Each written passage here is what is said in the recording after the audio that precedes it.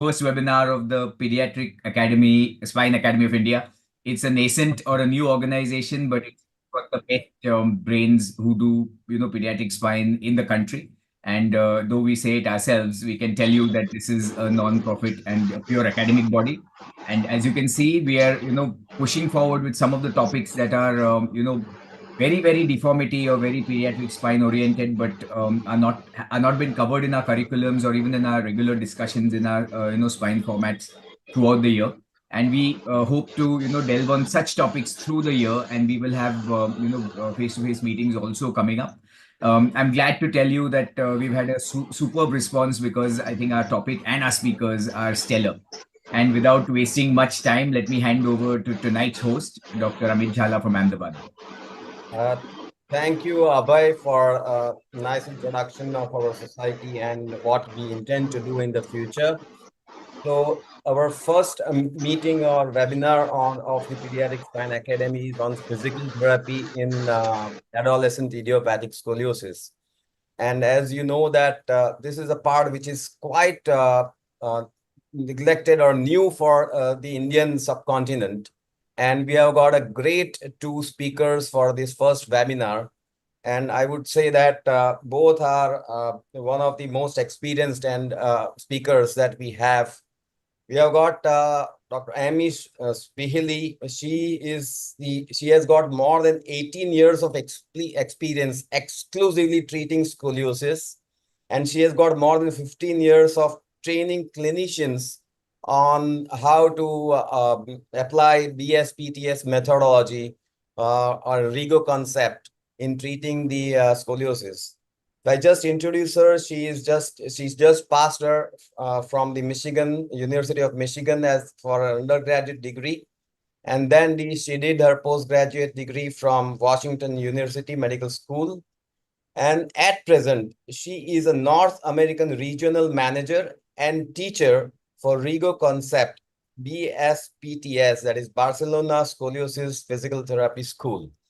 And she is a co-owner of BSPTS North America RIGO concept, SOSORT Education Committee Chair, and founder and clinical director and therapist for Spine Academy Physical Therapy in Boston, USA. So she is very well experienced physical therapist in North America. And to accompany her is, I welcome Dr. Amy there. And to accompany her is Tarju Shah.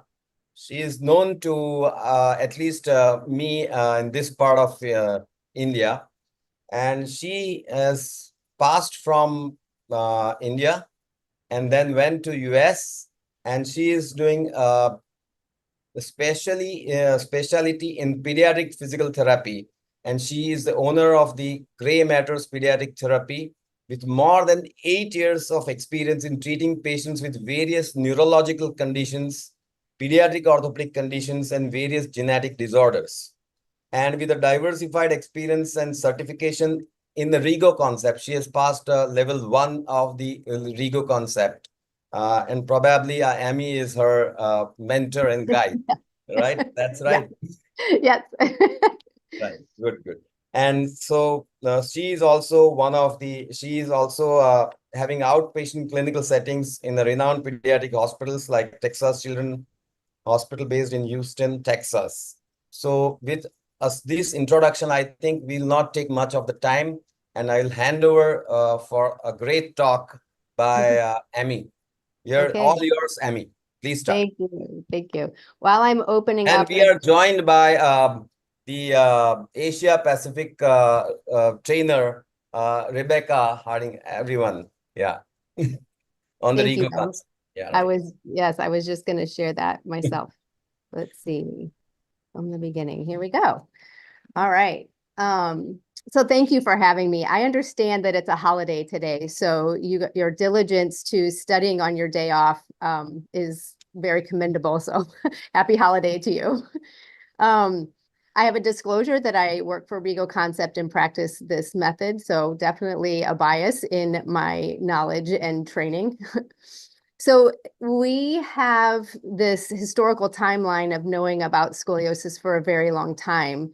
The coined name idiopathic scoliosis started or was defined by Kleinberg in Sweden in 1922. And shortly after the initiation of the X-ray, which is in the 1930s, 1940s, a definition by Lowenstein was defined as a lateral curvature of the spine. And when you look at the history of definitions, it's really impactful now to understand how much we lean on our definitions to drive treatment. So surgeons were doing Harrington rods and pulling that spine to midline, and physical therapists were doing side bending exercises. So the definition has evolved. The Scoliosis Research Society is still focusing very much on using the X-ray to help them define. But I think there's an evolution in the definition in that they're recognizing the flexibility within scoliosis. So there's a mention here of if they side bend in the side bending X-ray and the curve goes beyond 0, then they will say it's a non-structural, but if it doesn't, it's a structural curve.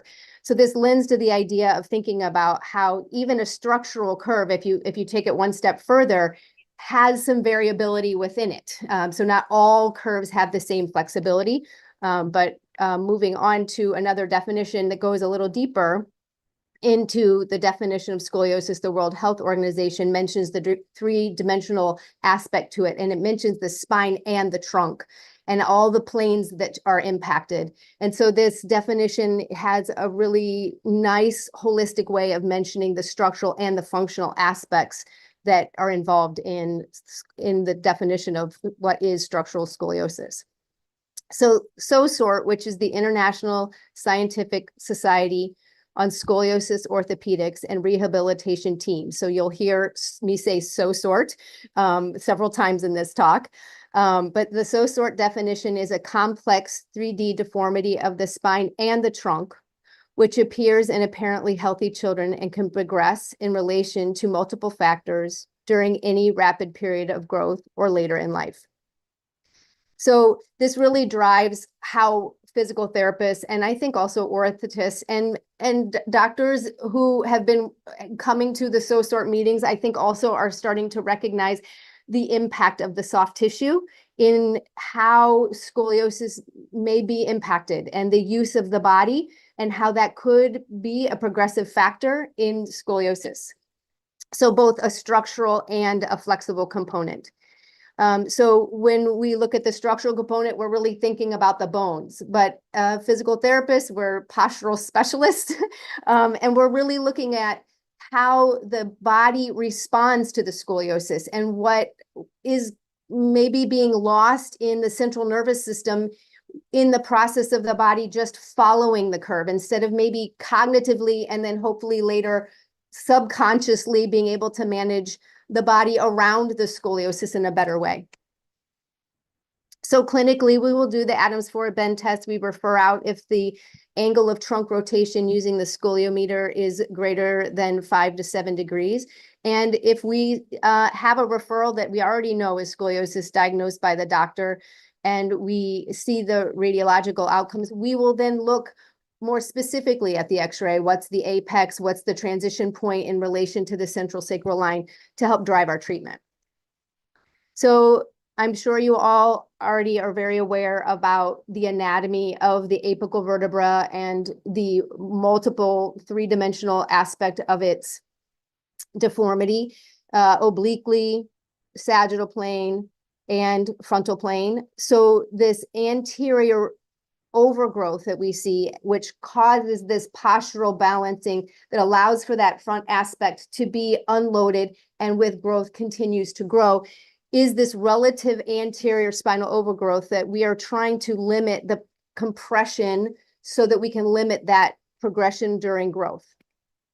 So in addition to that shape having a negative impact on the growth patterning, we know that it creates a torsion, and there's multiple types of torsion. There's mechanical torsion and geometrical torsion. So we know that at the apical level, we have both this torsion within the bone, and then we have at transition points rotation between segments within the disc.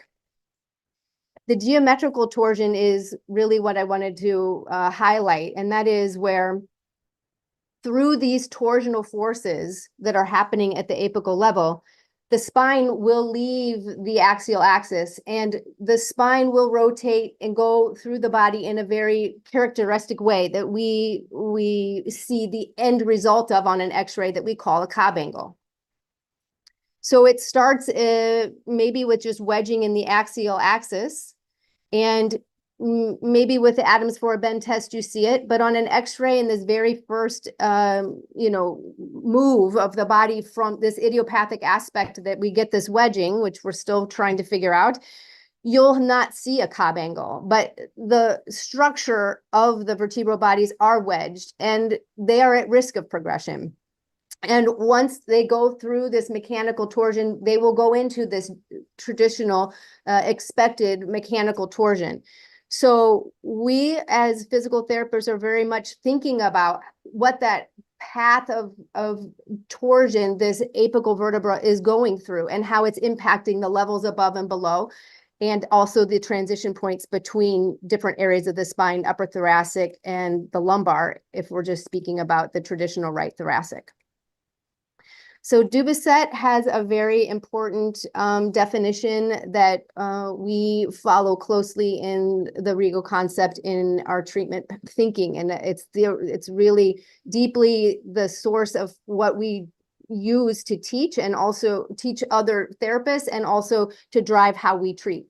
So scoliosis is a combination of torsional regions joined by junctional zones. Each zone involves vertebra that are in lordosis, rotation, and deviation to the same side. The relative anterior spinal overgrowth contributes to more progression. The vertebra will go faster where there are tractions and slower where there are compressions. So the more deformity, the more torsion, the more compression, the more progression, and hypokyphosis. So this really is the vicious cycle that if you're doing anything with scoliosis, you know about the vicious cycle with Stokes, and how the pathology within the bone does impact the trunk and the soft tissue, as well as the nervous system, as well as the biomechanics. And really where I think physical therapists feel like we are making an impact in reducing the risk of progression of scoliosis is at the asymmetrical loading. By training a person about how the scoliosis is impacting their trunk, how it's impacting their posture, how it's impacting their body mechanics, and then giving them some resources and strategies to reduce those asymmetrical loads. So the goals of all types of conservative management are the same, and this list of goals comes from SOSORT, that international body of conservative management studying therapists, doctors, orthotists, and researchers. So our goals are to stop curve progression, to prevent or treat respiratory dysfunction, to prevent or treat spinal pain syndromes, to improve aesthetics via postural correction, include education to improve ADL and overall quality of life.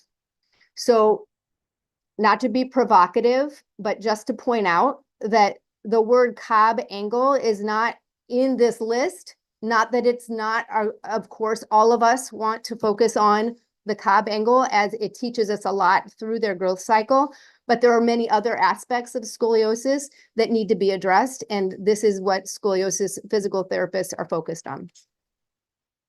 So there are other schools that are known through the SOSORT consensus, and you'll see many different titles here. I've highlighted the Spain, which is Dr. Rigo is our mentor. Dr. Rigo has school is now called Rigo Concept BSPTS.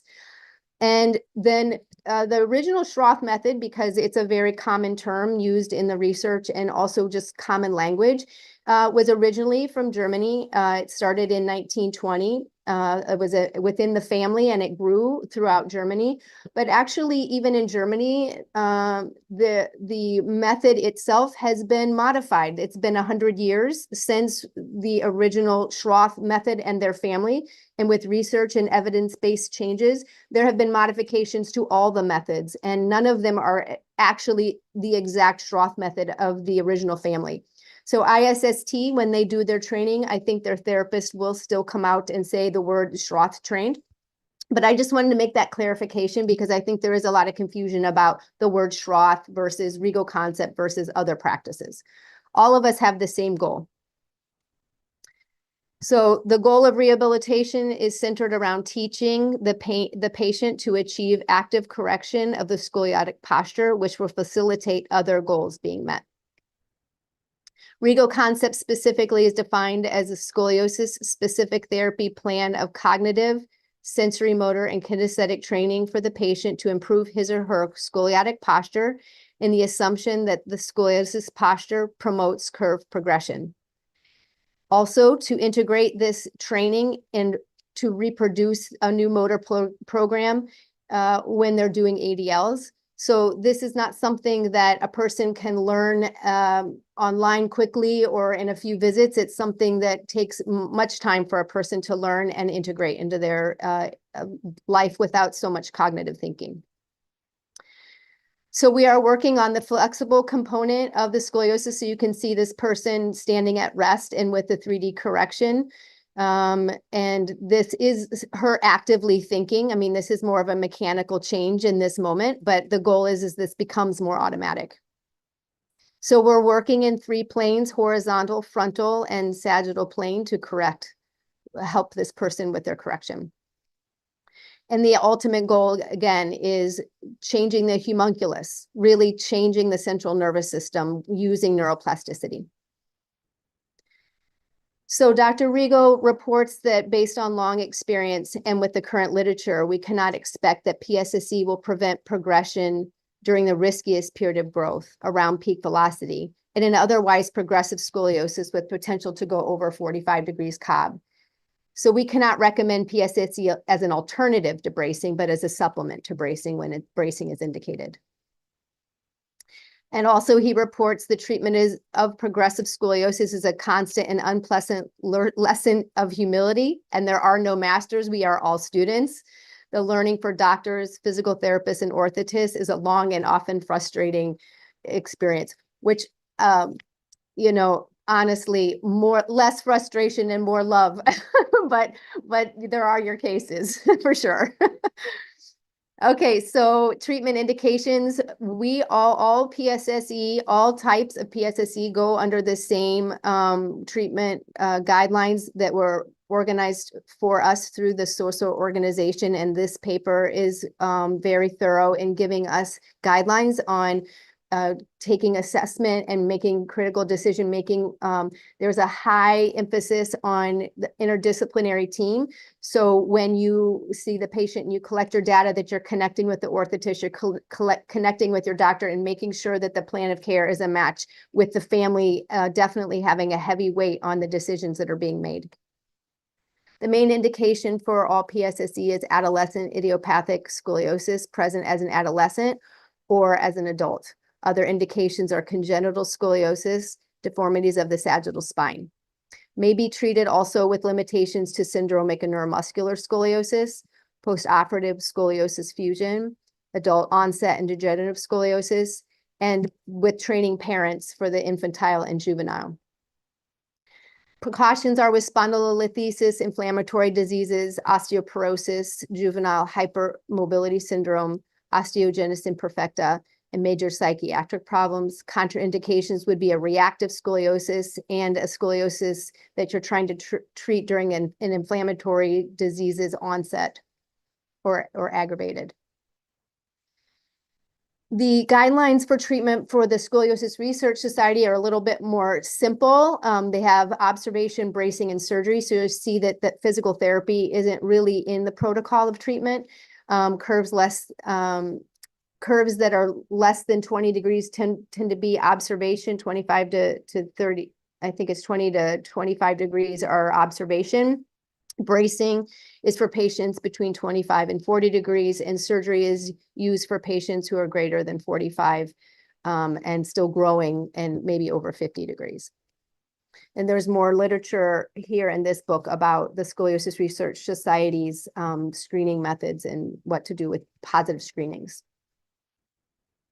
So scoliosis specific exercise, the PSSE that I keep mentioning, again, the goals. Specifically, after a physical therapist who has been trained in scoliosis-specific exercises, most all of the PSSEs from the SOSORT committee or SOSORT group will be using the Rigo concept classification. The Rigo concept classification was developed because there was no classification for us clinicians who don't have access to just call an x-ray and just look at that, which is actually a gift. We get to see the patient live and moving and three-dimensionally. So this Rigo concept is a combination of both what we see in the clinic, looking at trunk imbalance, and the Adams forward bend test for the spinous process line and the rib prominences. So we have categories A, B, C, and E, and both this concept is, this classification is both for physical therapists and orthotists.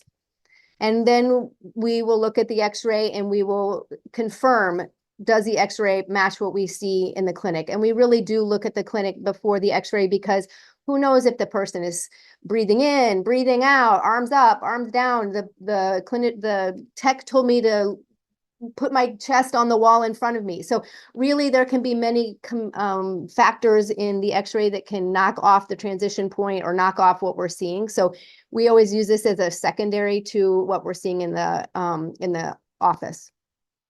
So we will then take the patient and explain to them, you know, look at how your trunk is imbalanced. Look at this transition point on the x-ray and how this is the match that you're looking for. And then with the Adams forward bend test, looking at the prominences in the spinous process line so that we can then come up with a classification system. So in this case, this person would be a B type. What we do then is go to treatment. All curve types have the general principles in play, the 3D postural correction, and very closely associated the expansion technique, which is a form of auto correction or self-elongation, which I mentioned all of the disciplines will use, followed by stabilization of the spine using muscle activation, and then integration using what they are learning in the exercise, integrating in that against gravity and with their ADLs. We will use and access all planes and axes, so axial elongation, sagittal plane correction, and frontal plane correction. And in combination, when you work the sagittal and frontal plane, you'll get the horizontal plane correction involved.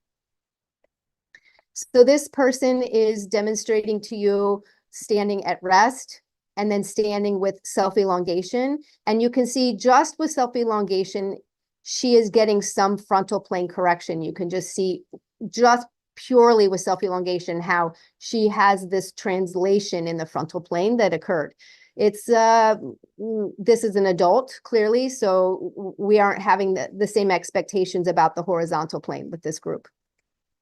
In a younger group, we're going to talk a little bit more about pairs of forces, working sagittal plane against sagittal plane on one side versus the other to help create a detorsional force about the spine. And again, the frontal plane, as you saw in this person from before, but this would be the frontal plane awareness that we would be teaching. Once they have this in a stable way, that they can make this postural correction, it's typically gravity assisted in the beginning or just laying on their back, not having to fight gravity. Once they have the correction without a lot of struggle, we start to introduce this idea that their breathing mechanics is a facilitatory aspect of the scoliosis, because you can see the scoliotic breathing on the left. The natural path of breathing is going to be in the path of least resistance. So the prominences are going to take the air.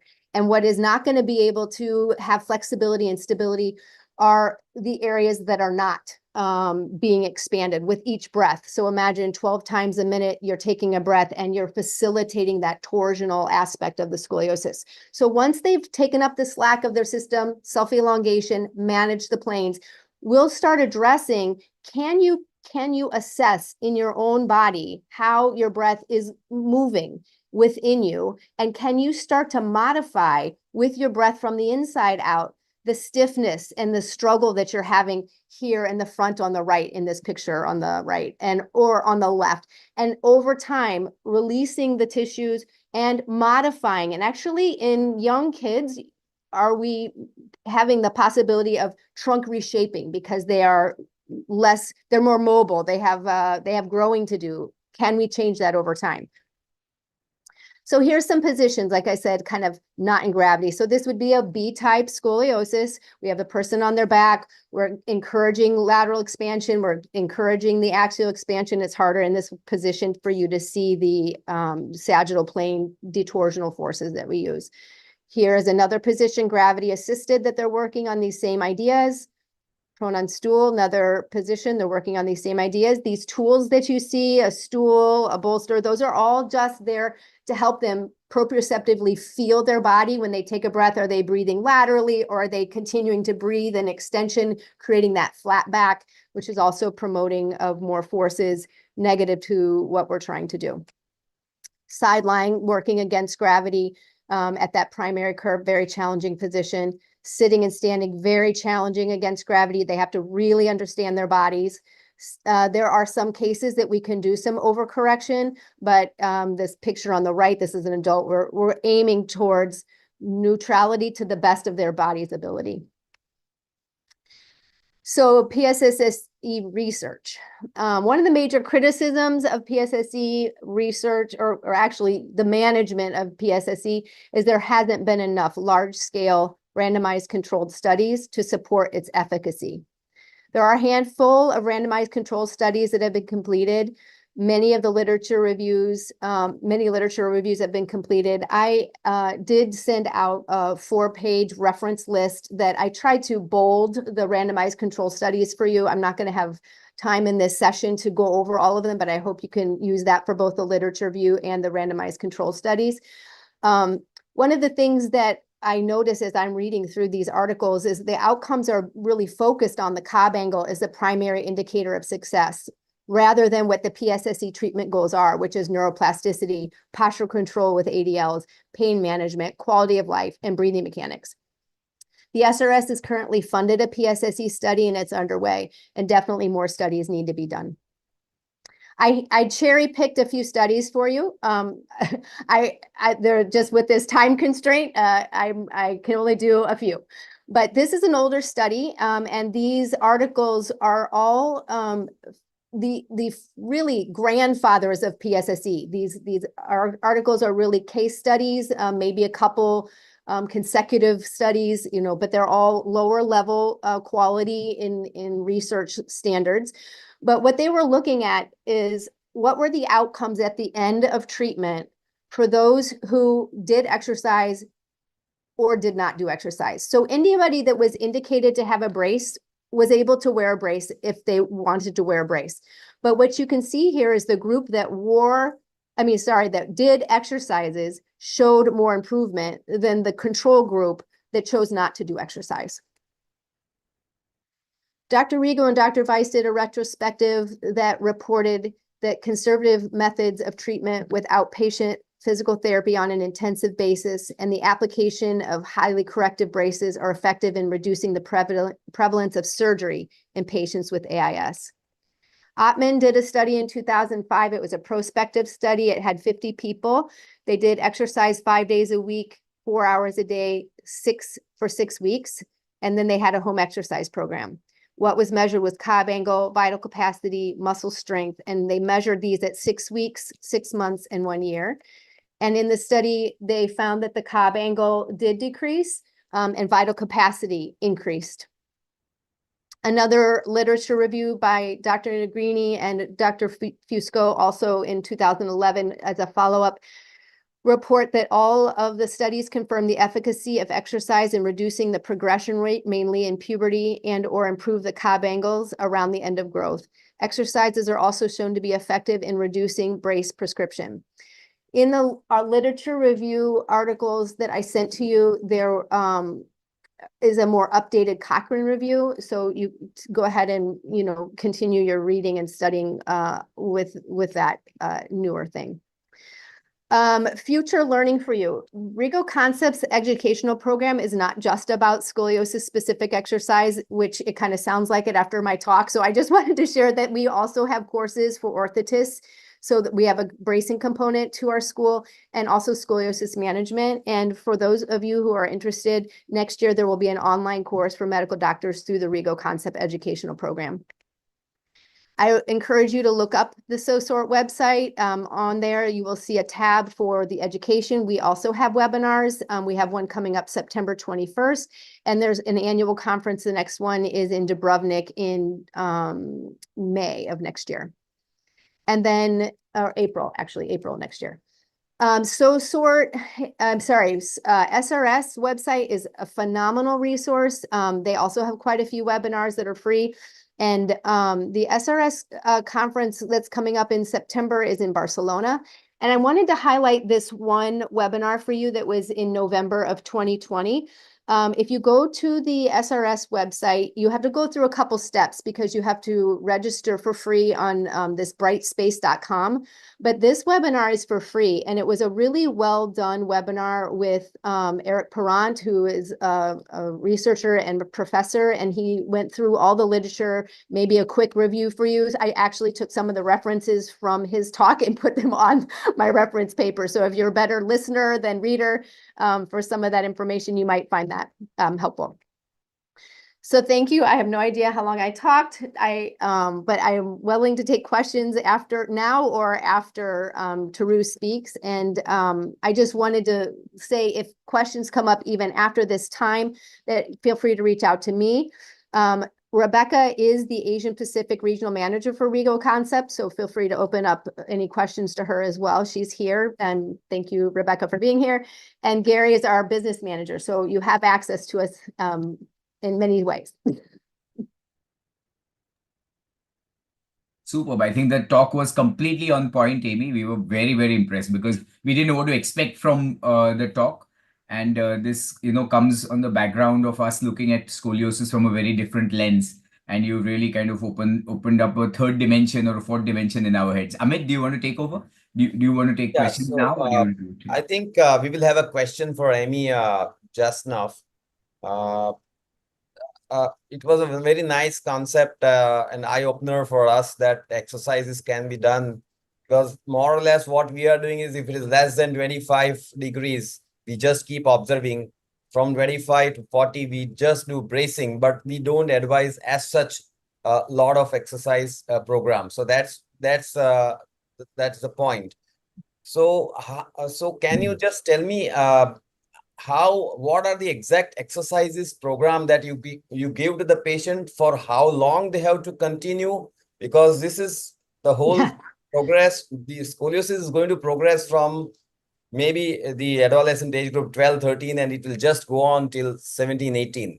So till how long that you are going to observe this patient and start doing and continue the exercise program? Can you just elaborate on that part?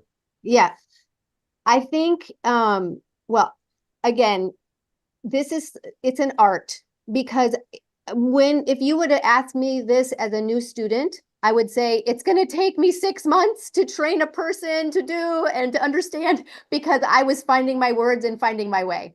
Now I can probably in 16 hours be able to have a person be independent of me from a perspective of doing their home exercise program by themselves. But very important that I insert myself with follow-up visits. So if a physician, I follow the plan with the physician. So if a physician says, I want to see you in 6 months for a follow-up, I'll say, then I want to see you for 1 hour for a assessment at 3 months. If the doctor says, I want to see you in a year, then I say, I want to see you probably in 6 months. So I will follow in between so that I can catch things. So I can say, you're outgrowing your brace, you need to go back now, or things like this. And check in on it's also good accountability that they know that they're coming back to see me, to keep them accountable to their home exercise program. Okay. And there is a moment of time when you tell the person, this is for life. This change of the central nervous system is something that you have to stay on top of, because the structure will win. The structure will win the race unless you stay on top of your retraining. So it is something that they can learn in 16 hours that they will do for life. Dr. I Menon will had a stop seeing them question. when they're done growing.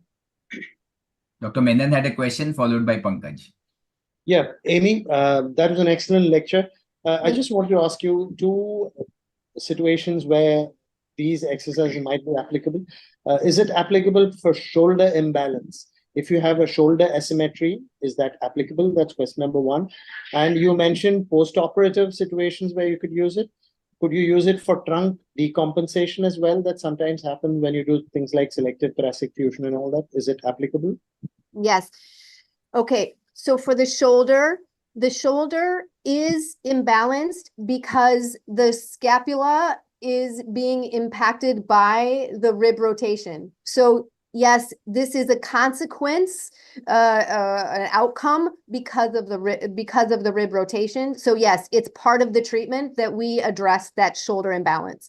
And second, with the surgical post-surgically, I would say yes, for sure, we can help manage post-surgically, but more important is that they come pre-surgically. Even if they're a surgical case from the get-go, you say, okay, you have growing left and you have 45-degree curve. We know that this is a surgical case.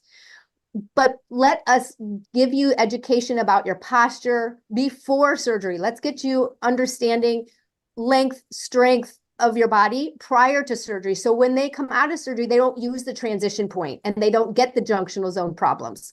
But also after, just as a reinforcement is important. So pre-post surgery, it's actually a very hot topic in PSSE right now. Yes, Dr. Pankaj. Hi, Amy. That was an excellent talk. And Thank I you. have two questions here. Right now, I'm talking about a 40-degree curve in a late adolescent, and we know it's going to progress as she goes into the adulthood and things like that. So how do you prognosticate those patients, and how do this PSSE come into place? One and two, is the regimen different from for adults when compared to adolescents? Yeah. Okay, so yeah. I remember when I first moved to Boston and I met with the doctors at Children's and I told them what I was doing. All of a sudden, I had patients coming to me that were Risser 0 and 45-degree progressive curves. And I was like, oh boy, we've gotten past the ability of what I can help. So the important thing is early onset, really doing those screenings and getting the people before they've gotten to 40 and 45. So really, we love to see the 20-degree curves. We love to see 15-degree curves. We want to take them off of your schedule. They don't need radiation. We want to get them to know their bodies and avoid the brace, so this would be ideal. If they have a 40-degree curve and they're progressing, I would still we give it your best shot. We still want to brace. We still want to do exercise and see if we can stop it there, because many people can live a very nice life with a 40-degree thoracic curve and really do just fine as an adult. So that would be a great win. But then adults, yes, we cannot treat adults the same. It's if I can say the word watered down, it's a modified version. We cannot do as much aggressive treatment, but it's still very valuable. It's the center of my research is adult treatment and the modification outcomes. Thanks. So Yeah. one more question from my side. You see, we in India, we are not that much, the patients are not that much motivated for the exercise program, to be very frank. So the exercise has to be continued, as you said, 4 hours per day, 5 days in a week. Oh, no. Yeah. Okay. Go ahead. Sorry. So I was just thinking whether it's possible or not, because it's not. So yeah, this is not realistic. No. So this was that study. It was aggressive. It was an intensive, we call it intensive. That was an intensive program. So our recommendation is 20 minutes a day, 5 to 6 days a week, 20 to 30 minutes a day, 5 to 6 days a week. And let me tell you this, I don't care if it's scoliosis or an ankle sprain. If the patient doesn't feel like it's making a difference, they're not going to do it. So I don't blame a person to not do exercises that they don't feel a difference. I do not have any compliance issues at my clinic at all, because what we're training, the patient feels is making a difference, and they crave it and they want to do it. And when they miss a day, they don't like how their body feels. This is the difference. Great. Yeah. And that one last question from Dr. Ajay, which I think is very practical. Can you do these online with Indian patients? So it's not advised. It's it's many people say, why don't you just write a book, or why don't you do this online? I mean, it is a very intimate relationship that you create with your patient, hands-on, feeling them breathe, coaching them, having your hands teach them. Do you feel how your ribs are expanding? Do you feel how your body's reacting? It's if you have had a person visit you, you've done 5-10 hours of treatment over 2 months, something, and they go to college, can I visit them in their dorm room online and say, hey, let me see how you're setting it up. Let's talk. They already have foundation. Yes, I can do this. But from the get-go, this is tough. Awesome. Yes, Rebecca, you're muted. Yes, I was going to say that's why we have courses, and we're very, very happy to come and train your physiotherapists. So I just was in Malaysia running a course training a group of physiotherapists and doctors there a couple of months ago. I was in Singapore the 6 months before that, Japan next year. So if there's a group of physical therapists that you have, and orthotists or doctors that are interested in training, then please just put the word, and we'll come to support your local practitioners. That's awesome. That makes a lot of sense, and we'll open it out to our physical therapy bodies then. Awesome. Thank you, Rebecca. Thank you. Amit, do you want to take this forward? Yeah, sure. So I think we just not waste our time, and I'll ask Tarju to present her talk. Sure. Over to Tarju, please. Give me a minute. Okay. Thank you, Dr. Amy, and thank you everyone for putting this together. This is awesome, and it's from India, so I love it. And let's get started with a case. So I'm going to present about, just a minute.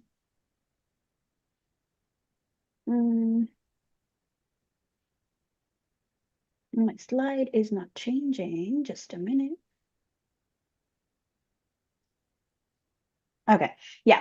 So I'm going to talk today about my wonderful 12-year-old, almost a 12-year-old, who I started seeing when she was 11 months old, and I started seeing her in early March in 2023.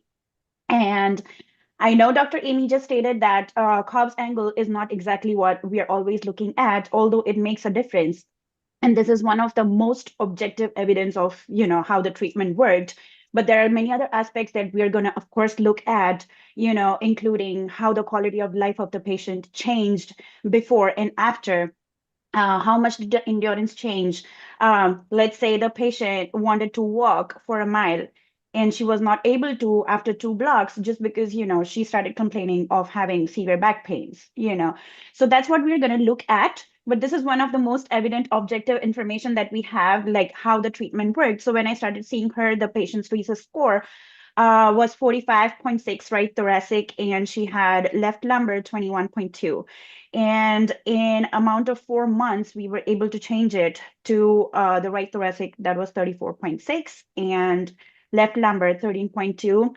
This was really challenging for me because it was early on after I just got trained. I literally just got certified, and I was in panic. I was like, how am I going to do this? Just as Amy said, I know Cobb's angle is not what we're looking at, but sometimes that's the motivation that comes to the parents, especially, who are not seeing the quality of life changes in the kids. The kids are experiencing it, but the parents are like, okay, did the angle change? Because our doctors recommended surgery. So now that she was, okay, she was good, and even the parents were happy. So I have the x-ray just, to inform that it does also work on the Cobb's angle, even if we are primarily not looking at that. So I will just go ahead and quickly take you all through the tests that we did. First one will be the plumb line. These are the most important ones, along with the other, the general orthopedic assessment that we do with the kids and go through their radiographic information and stuff like that. But this is the plumb line, which starts from the C7, and there's this line that we draw from the middle of the C7, and it goes all the way down, and we compare it where it falls from the central sacral line. So for this patient, the central sacral line, the C7 plumb line was falling to the right of it. And we also did the Adams forward bend test in seated. And this is the posture of the patient in standing and sitting. So in standing, according to the Griego classification, I would classify her as being a 3C kind of curve, where her pelvis is shifted to the left and she's weight bearing a lot on her right side. These are just, the big picture that we're looking at, but there are a lot of different things that we need to consider while classifying them. With a certain kind of putting them in a certain kind of group before, designing our treatment session. Dr. Amy did talk about this. So these are the general principles of the BSPTS school. So we always start with a 3-dimensional postural correction, which comes with a combination of making the changes in how the pelvis looks, rotating, derotating it in different planes, having equal weight bearing on both feet, and then getting that axial expansion through which we can get the 3-dimensional postural correction. And the expansion comes in all different planes. That is the sagittal, the frontal, and the transversal plane. And then once we have that, once the patient is in the best posture, we do a lot of muscle activation technique. The easiest example of muscle activation would be when we breathe in, we are expanding in all 3 planes, all 3 axes. But when we breathe out, it needs a lot of control for the one who is going through scoliosis. It needs a lot of control to not get back into that collapsed posture. So what we are looking at here is having the patient control that posture, maintain that posture, and hold it while they're also exhaling, if that makes sense. So, and then building upon that, and then as Dr. Amy said, and brain is favorite part of what I do. So it's all about changing the homunculus in the brain. It's about changing the pattern of how they move. It is about creating a new muscle memory, and how Dr. Rigo likes to tell it, new normal. So that's what we are focusing on. And then once the patient is more aware of everything that he or she has gained, we take them to the next step, which is integration. All these 4 principles, they will go hand in hand. They build upon each other. Integration is one of the main parts, because that's what we are looking at, as good as sitting for a prolonged amount of time in their school, or being able to give their best posture when they're working on different sports or whatever they are doing, in their day-to-day life, as good as how to sleep, or what should be the ideal posture, or what should be the ideal posture while, picking up things from a shelf or from the floor, or, everything that covers it. It is going to come from the integration. If we are not working on that piece, the above 3, they're not going to make sense. So that is going to be the main piece of training the patient, that is integration of the achieved posture in their ADLs. These are I know Dr. Amy spoke about this. These are the 5 treatment postures that we, especially the level 1, start to work on. These are all spinal unloaded positions. So we are giving the spine enough space to elongate.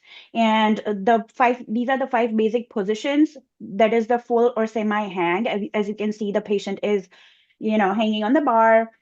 And then the next one is the prone on the knees. There's supine position, there's sideline position, and there's one which is prone on stool. Sorry, I don't have a picture for that, but we also work on that.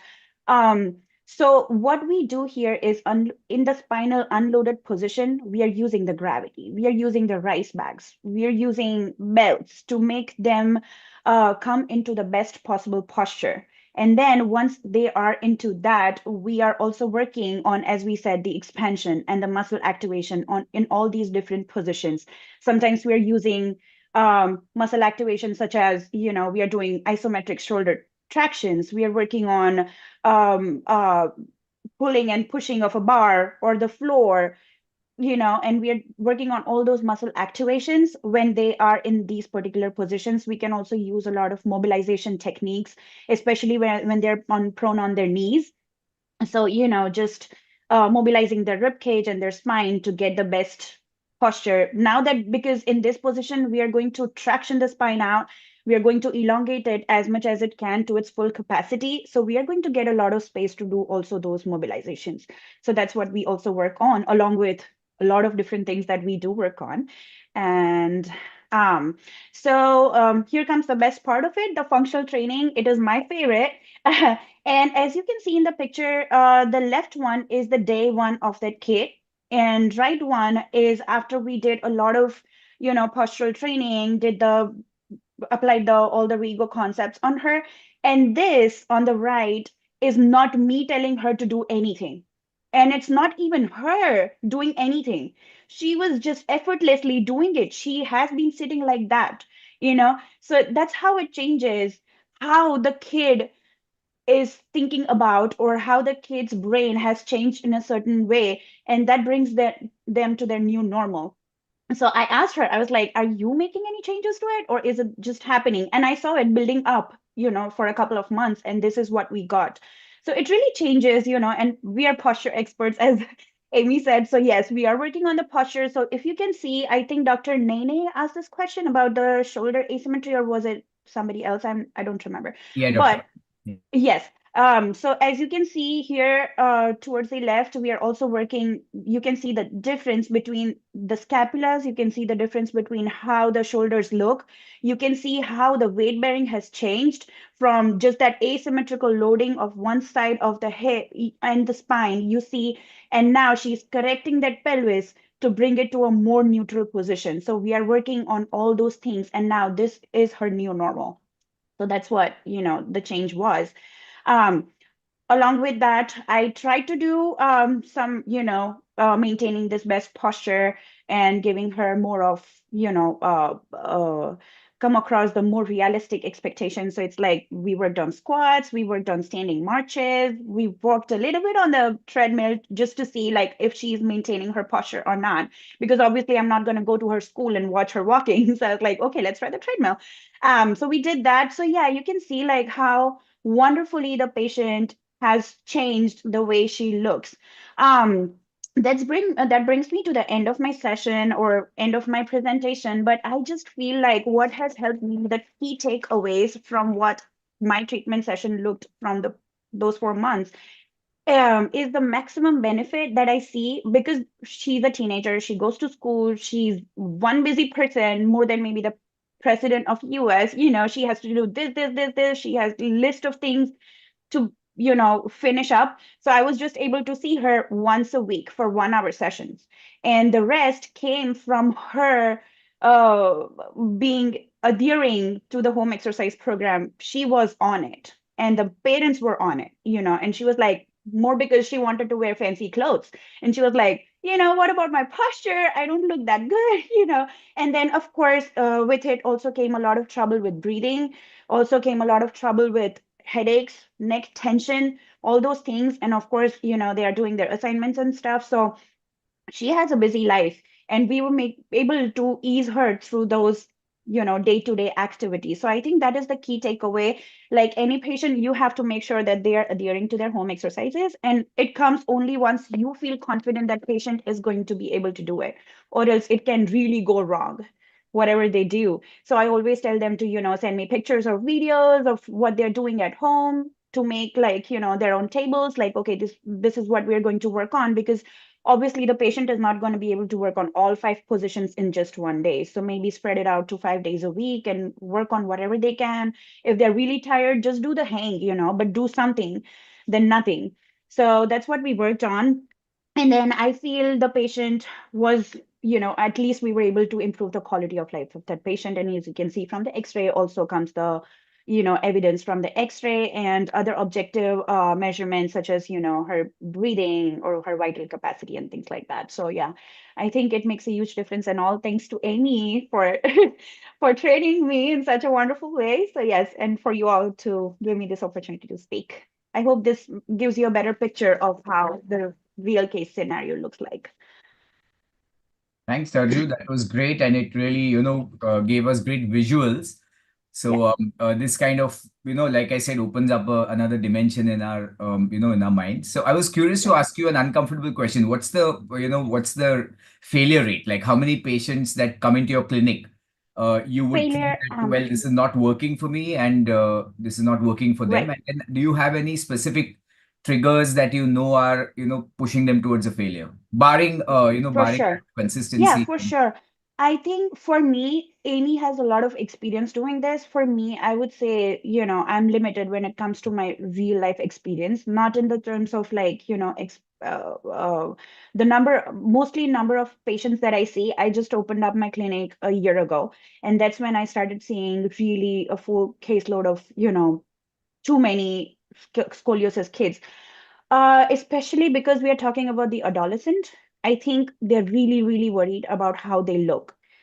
Once they get the results, I have seen they kind of give up and they're like, okay, at least that is what I would say in my experience, for them to come to me and this, let's talk about this patient. Like I have not seen her after a lot. Like I talked to her mom, but I have not literally seen her because they travel from a long distance. It's like, she comes from 1.5 hour distance because there is no other trained therapist in the area. She comes, and once she got this x-ray, she was like, oh, you know what, I'm doing great and I'm just going to do the home exercises. So I think, and it's great if they can continue doing it, but mom did tell me that she's not doing very good with her home exercises. So I think that's when I struggle with, getting that connection. Maybe I don't know what's missing. Something is maybe. But yeah, I feel that's when I would see that. And I also see a lot of patients with neurologic involvement, like spina bifida. I see a lot of cerebral palsy. So for them, I would say the cognition is not enough sometimes. Not with spina bifida, but of course with cerebral palsy. And I don't think that is one of the indications to treat them with this treatment. So I don't know if I really answered your question. What would you say, Amy, about this? Well, I saw Rebecca unmuted too. I'll say something quick because I think Yeah. Rebecca has something Yes. to say. It's Yeah. really hard to answer your question because Yeah. each patient, I think of them as like a finished product a little bit, like of many ingredients. So depending on the brace, depending on the compliance, depending on if they're a severely progressive curve or not such a progressive curve. So there's so many variables that it's hard to give you that answer clearly. But I would say if a patient has a well-made brace and exercise, I'm not seeing progression. There are cases, I would say maybe 1 to 2 per year of my adolescent population that the curve type is not responding to bracing and exercise. So I think It's the more takeaway is that rare. everyone will benefit in some way or the other. And the level of benefit really depends on where you're starting from and how much, effort you're ready to put in. There was another curious question from Dr. Arjun, who's one of our faculty. Are there any sports recommendations which you especially encourage as supplementary activities? Like, do you encourage them to do yoga, swimming, gymnastics, racket sport? I know if you could take the question. The current research says that being active is the most important thing, and you want people to be doing what makes them happy. So if you say you must swim and they hate swimming, they won't be active swimming. So the most important thing is I encourage families to find the activity that their kids love and have them do that thing. Really only if you're doing extreme number, like Olympic gymnast number of hours of gymnastics or pounding on your body, are you going to have the negative impact the exercise can be. Awesome. Pankaj, you have a question? And then my question was very similar to what you just answered now. Tarju, it was an excellent talk. I'm just going to again ask you, are there any alternatives in case the patient has compliance issues or he's not able to take up these exercises because of financial issues? What particular sports would you ask them to take up in case they are not able to carry on with your regimen? Well, I'll say my favorite is rock climbing, but I'll let these other therapists speak. I mean, Rebecca, do you have anything? Oh, I was just going to say exactly what Amy said earlier. Any activity has been found to be better than no activity. So in line with what their passions are, I think there was that big study out of Italy that assessed, oh gosh, it was a retrospective looking at well over 1,000 participants. Amy, you might remember, and they looked back at adolescents, and my understanding is divided them into those who did less than 3 times a week of any type of exercise, and the other group were 3 or more times a week of any exercise. And I think overall, the ones that were doing 3 or more times a week of any exercise had less progression. So that's just interesting, and I believe there's the sub-analysis going on, or maybe it's concluded, but any exercise 3 or more times a week, I think that's right, Amy. But also just in supporting the person to be doing the exercises at home.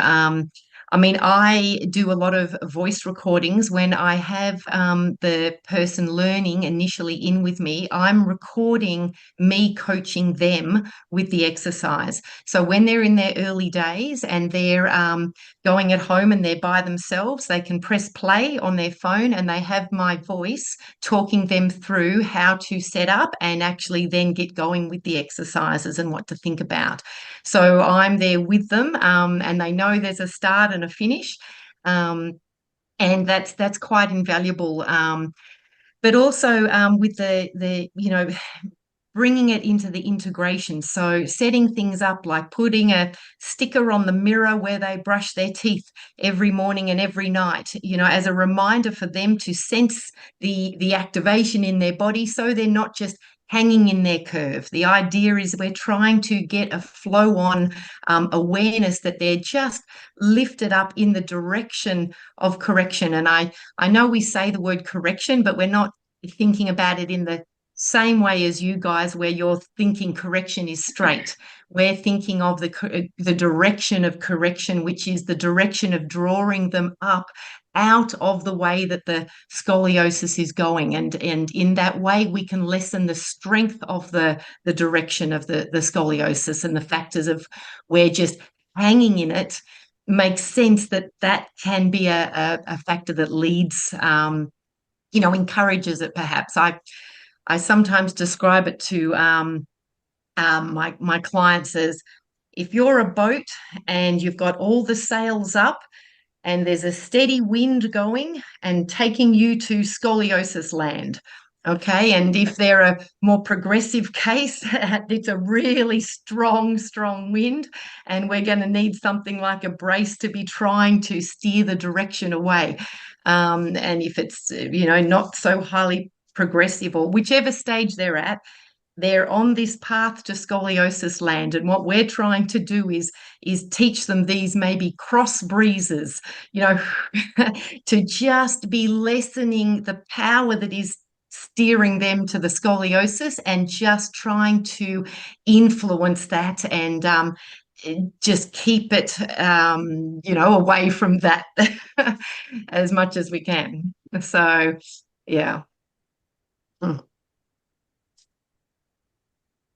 Amit, you're muted. Yeah, so I think Dr. KV had one question.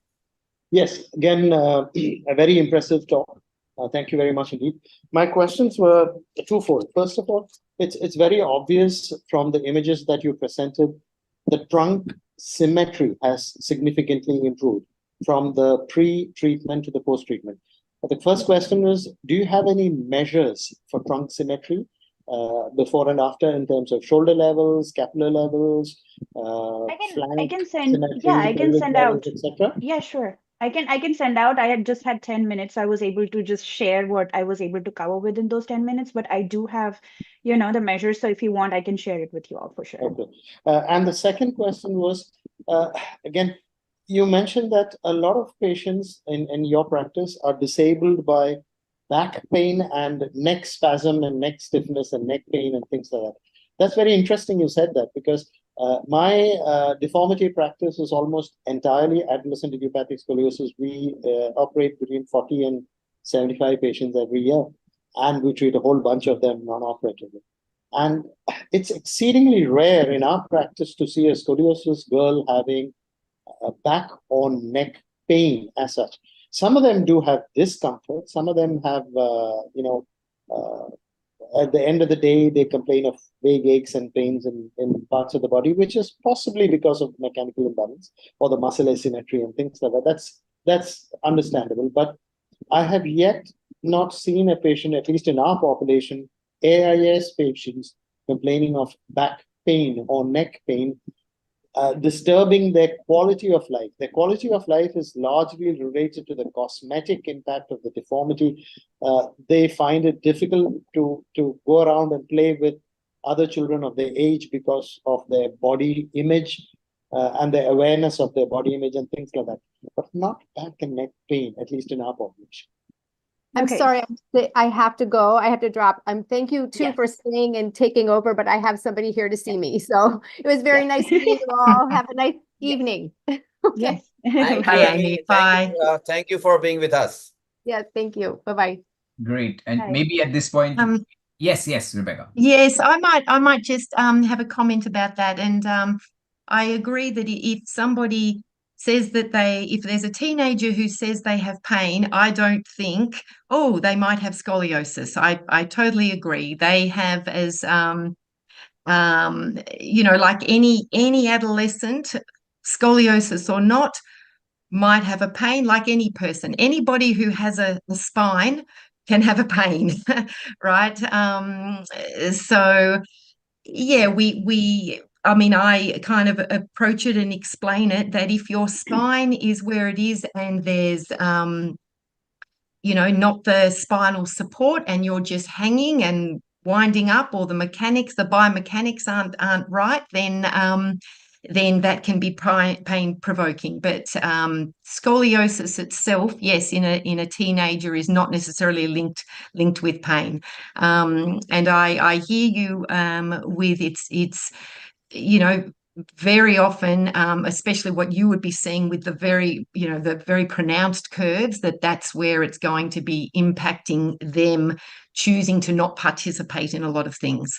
So yeah, I mean, some people have pain, and we manage that. And I guess we see a lot of that. Oh, well, look, that's what can bring anybody to a physiotherapist, whether they have scoliosis or not. So, yeah. Yeah. Awesome. I would say for this particular patient, I would answer your question. So she has severe tightness of her bilateral traps. So maybe the neck pains because of that. She's also a competitive gymnast. And she is one girl, if she puts her head into something, she would just make it happen. And she was an over-enthusiastic gymnast.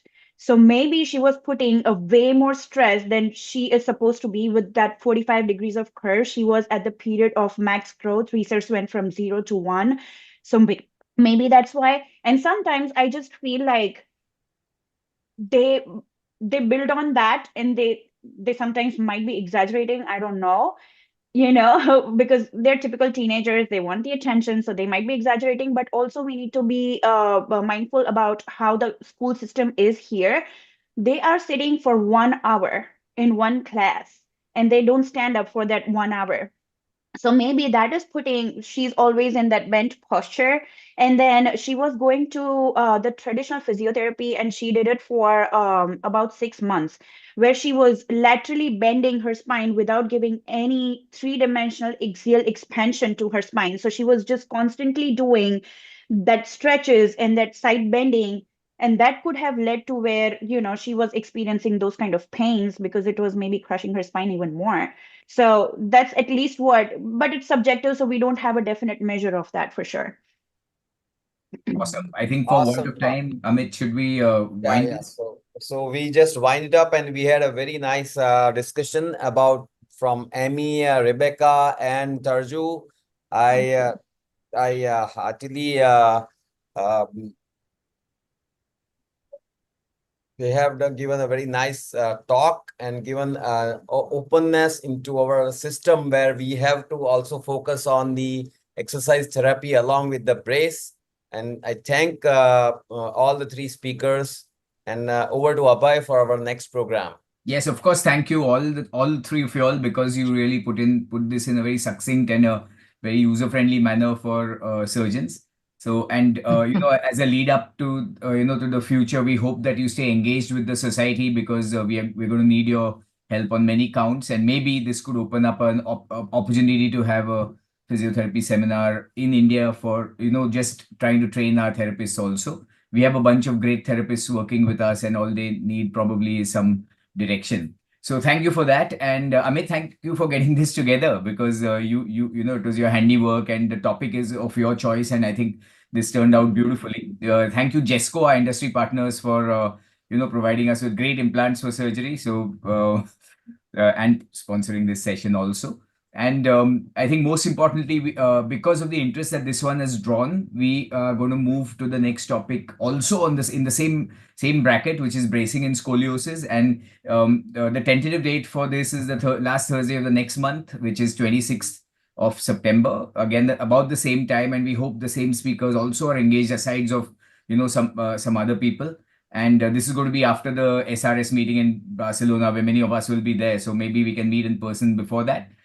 And thank you, audience. And of course, thank you to the members of the Pediatric Spine Academy. Until next time, namaste.